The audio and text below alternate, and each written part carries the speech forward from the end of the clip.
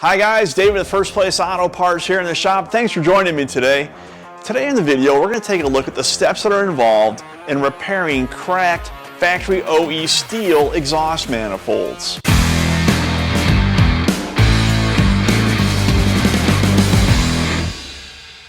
Now, some of you may remember, but recently I had to replace a motor mount, the driver's side motor mount on my 87 Chevrolet shop truck because the motor mount had completely gone away.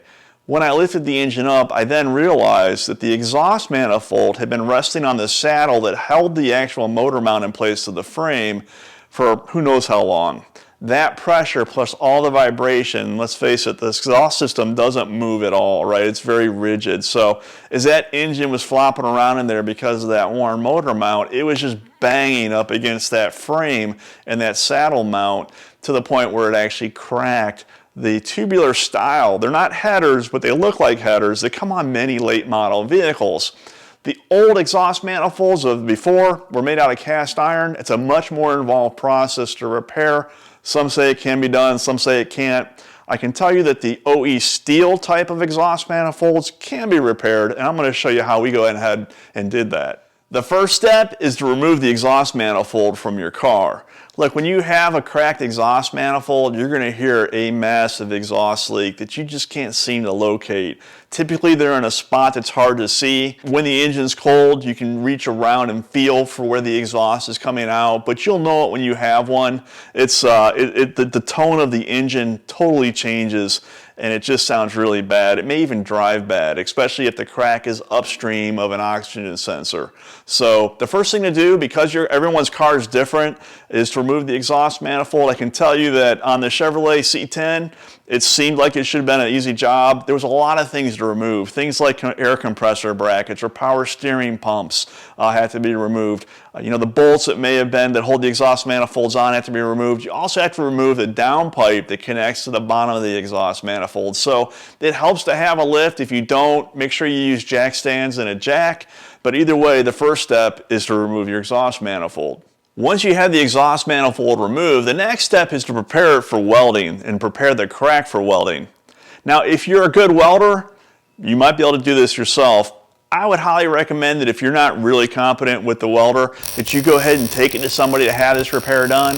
It's easy to put too much heat into this steel and weaken it further. So if you have any questions at all about your ability, if you can MIG and you have a big enough unit that can generate enough heat, then maybe you can try it yourself. Like I said, taking this manifold on and off isn't that much fun.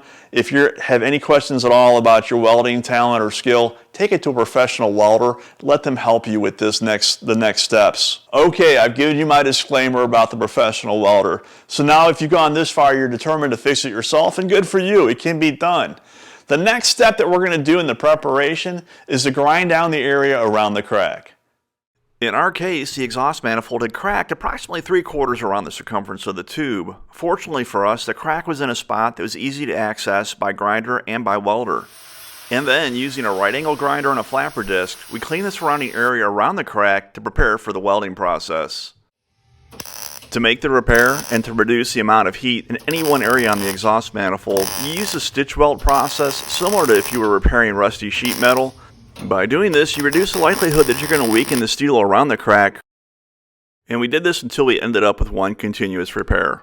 Next, to reinforce the repair and keep the crack from spreading, we welded two small steel plates on either side of the exhaust manifold directly above where the crack terminated to eliminate the risk of the crack reappearing. On this vehicle, there was plenty of room to weld these tabs on either side and not interfere with the frame or the engine block. And there you have it. The crack is welded. You've welded on some supports on either side of the end of the crack to keep it from cracking further. Now all that's left is to install the exhaust manifold on your car. I've had the repaired exhaust manifold on my truck for almost 3,000 miles at this point. It's been through several heat cycles, hasn't cracked further. I'm calling it good to go. I did use all brand new exhaust manifold gaskets, both the donut and the gaskets that go to the manifold, to the cylinder head. Just don't skimp in this area. They're not expensive, and it's really, you don't want to have to do this job again.